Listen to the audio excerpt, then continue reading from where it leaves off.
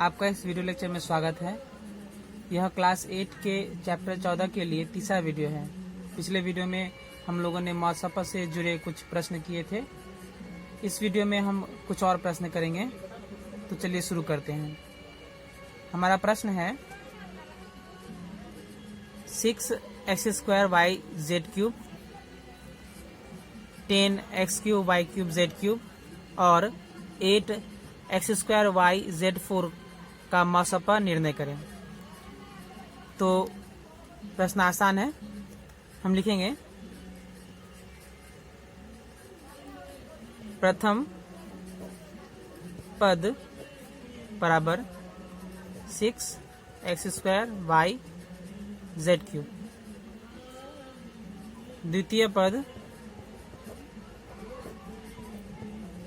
बराबर 10x³ y³ z³ और तृतीय पद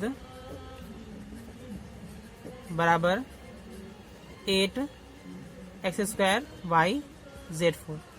हमें मौसपा ज्ञात करना है। इसके लिए जो संख्याएं दी गई हैं उनका हमें उत्पादक ज्ञात करना पड़ेगा। तो 6 का उत्पादक 2 और 3 होगा। हम इसे लिख सकते हैं 2 × 3 x² yz³। 10 का उत्पादक 2 और 5, यानी हम इसे ले सकते हैं 2 × 5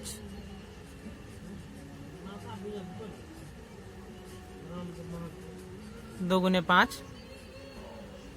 गुने x³ y³ z³। 8 का उत्पादक निकालेंगे 2 4 2, यानी 2 का पावर 3 गुने x² yz4। इसलिए म स प बराबर, तो संख्या हम देखेंगे जो सभी तीनों में है, तीनों पदों में है।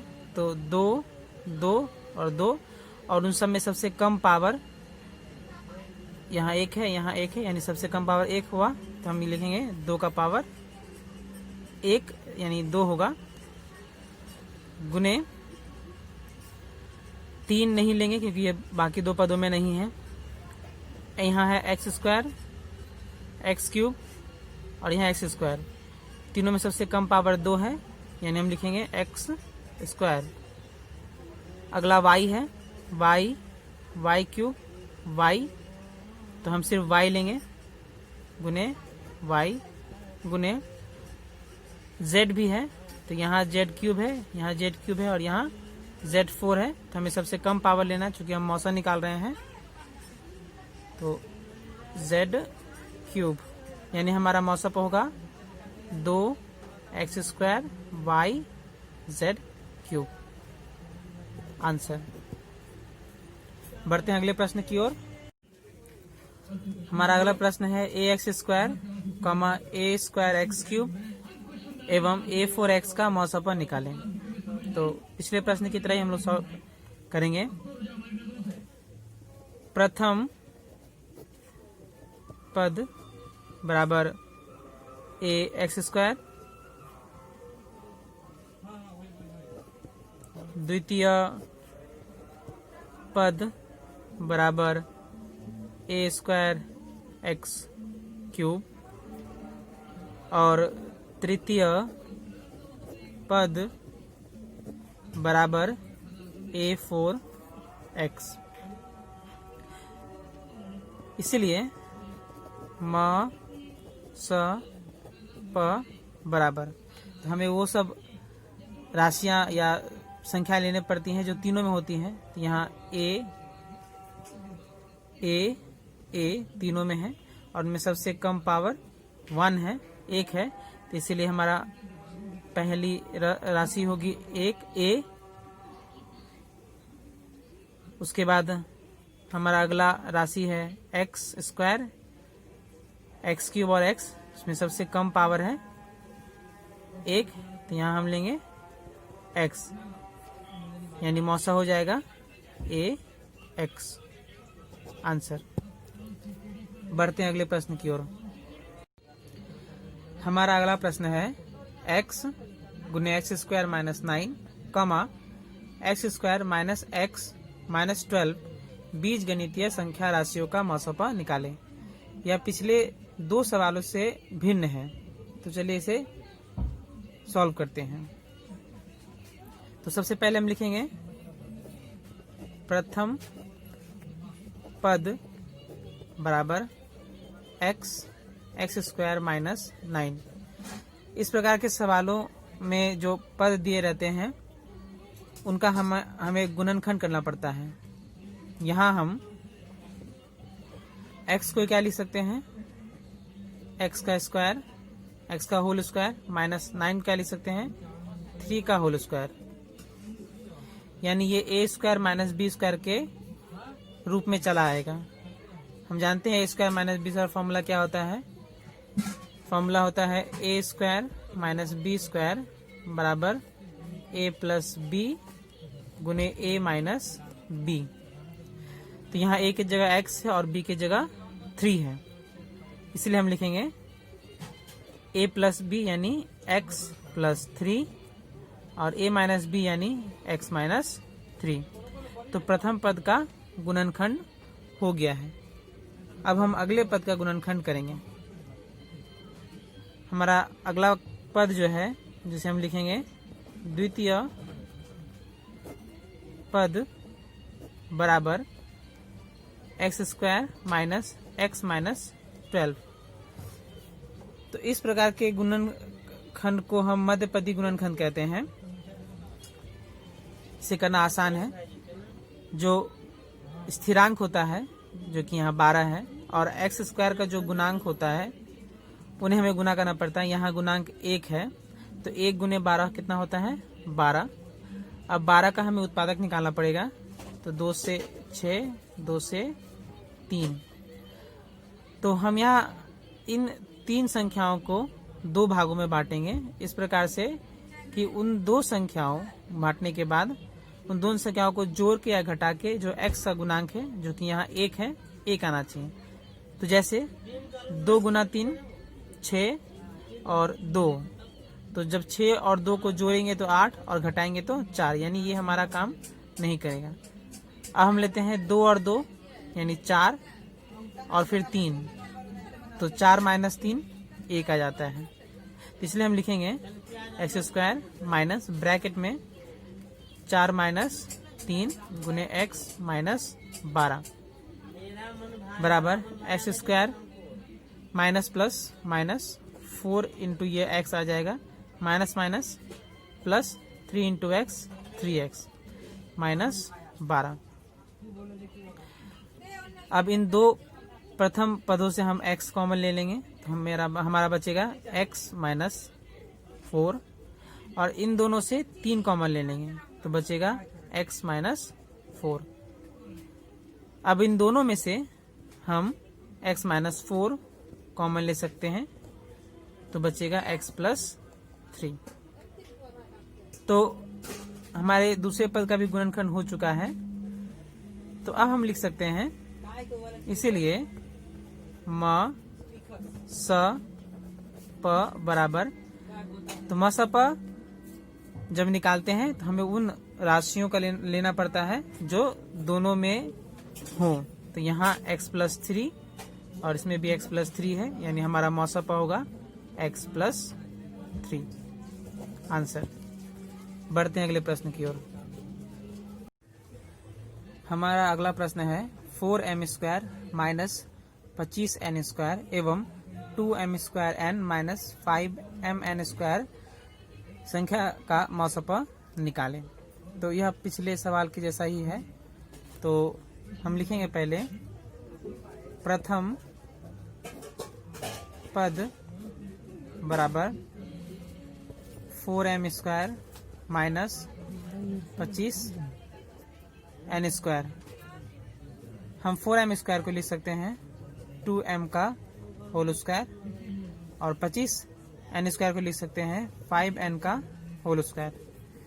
तो यह पिछले सवाल के जैसा ही ए स्क्वायर माइनस बी स्क्वायर के रूप में चलाया है, जिसका फॉर्मूला होता है ए प्लस बी गुने ए माइनस बी। यहाँ ए के जगह 2m और b के जगह 5n है, तो हम लिखेंगे 2m प्लस 5n और 2m माइनस 5n। हमारे पहले पद का गुणनखंड हो चुका है। अब हम दूसरे पद का गुणनखंड करेंगे। दूसरा पद यानी द्वितीय पद है, द्वितीय पद बराबर 2m square n minus 5m n square. अगर हम इस प्रश्न को ध्यान से देखेंगे तो हम दोनों पदों से m और n कॉमन ले सकते हैं। तो हम दोनों पदों से m और n कॉमन ले लेंगे। तो पहले से 2n कॉमन ले रहे हैं तो n नहीं रहेगा, और m स्क्वायर में से m कॉमन लेंगे तो m बचेगा। तो 2m माइनस इस पद में से हम m कॉमन ले रहे हैं और n स्क्वायर से n कॉमन ले लेते हैं, तो सिर्फ बचेगा 5n। तो इस प्रकार से ये दूसरे पद का भी गुणनखंड हो चुका है। तो अब हम लिखेंगे, इसीलिए म स प बराबर, तो हम उस भाग को चुनेंगे जो दोनों में बराबर है, सेम है। तो 2m माइनस 5n और 2m माइनस 5n, यानी म स प क्या होगा 2m माइनस 5n आंसर। बढ़ते हैं अपने अंतिम प्रश्न की ओर। हमारे इस वीडियो का लास्ट प्रश्न कुछ इस प्रकार से है, x³ प्लस 2x स्क्वायर और x³ plus 11x square plus 18x का मौसपा निकालें। तो हम लिखेंगे, प्रथम पद बराबर, हमारा प्रथम पद है x³ प्लस 2x स्क्वायर। हम दोनों पदों से x स्क्वायर कॉमन ले सकते हैं, तो हम ले लेंगे x स्क्वायर कॉमन। तो यहाँ से बचेगा x और इससे बचेगा सिर्फ 2। तो ये हमारा गुणनखंड हो चुका है। हम चाहे तो x स्क्वायर को x गुने x प्लस 2 भी लिख सकते हैं। अब हमारा अगला पद है द्वितीय पद बराबर x³ plus 11x square plus 18x। हम तीनों पदों से x कॉमन ले सकते हैं, तो पहले हम x कॉमन ले लेंगे। तो हमारा बचेगा x square plus 11x plus 18। Common लेने के बाद हमें पता चलता है कि ये जो खंड है, ये जो भाग है, इसका हमें मध्यपदी गुणनखंड करना पड़ेगा। तो यहाँ 18 है, इस x स्क्वायर का जो गुणांक है वो 1 है, तो 1 गुने 18 होता है। 18 का हमें उत्पादक ज्ञात करना पड़ेगा। तो 2 से 9, फिर 3 से 3, तो 2 भागों में बांटना पड़ेगा। तो 3 गुने 3 9 और 1 2, 9 प्लस 2 कितना होता है 11। तो हम लिखेंगे x गुने x स्क्वायर प्लस, इसे हम लिखेंगे 9 प्लस 2 इंटू x प्लस 18। इसके बाद x स्क्वायर प्लस यहाँ 9x प्लस 2x प्लस 18। अब इन दोनों पदों से हम x कॉमन ले सकते हैं। तो x प्लस 9, और इन दोनों पदों से 2 कॉमन ले सकते हैं, x प्लस 9। अब हम इन दोनों पदों से x प्लस 9 कॉमन ले सकते हैं। तो हम लिखेंगे x प्लस 9 और पहले वाले से x और दूसरे वाले से 2 बच जाएगा। इस प्रकार से इस द्वितीय पद का भी गुणनखंड हो चुका है। इसलिए हम लिखेंगे म स प बराबर, जो कॉमन है वही लेना पड़ेगा, जो सेम है दोनों पदों में। तो सबसे पहले यहाँ x है और यहाँ भी x है, और आपको पहला पद दिख रहा होगा। ये यहाँ x है और दूसरे पद में भी x है, तो हम यहाँ x लिख देंगे। दूसरे पहले पद में x+2 है और दूसरे पद में भी x+2 है, तो हम x+2 लिख देंगे। इसके अलावा और कोई भी जो है राशि नहीं है, सेम नहीं है, कॉमन नहीं है, तो हमारा आंसर x गुने x+2 होगा आंसर। उम्मीद है आपको सारे प्रश्न समझ में आए होंगे। इन्हें अभ्यास करें ताकि आप ठीक से समझ पाएं। धन्यवाद।